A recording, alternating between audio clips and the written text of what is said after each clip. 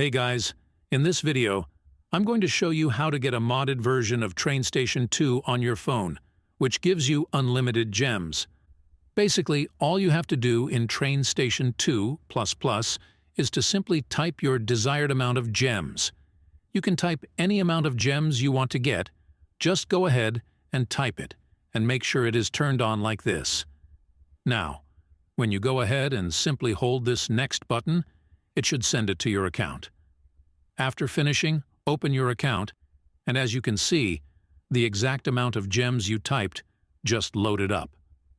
It is super easy, and I have had zero problems with it whatsoever.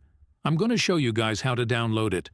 All you have to do now is to simply head over to the pinned comments down below. There, I explain exactly where you can get Train Station 2++. So, just head over to the pinned comments, leave a like if this method worked for you at the end, and that's it. See you all in the next video. Bye-bye.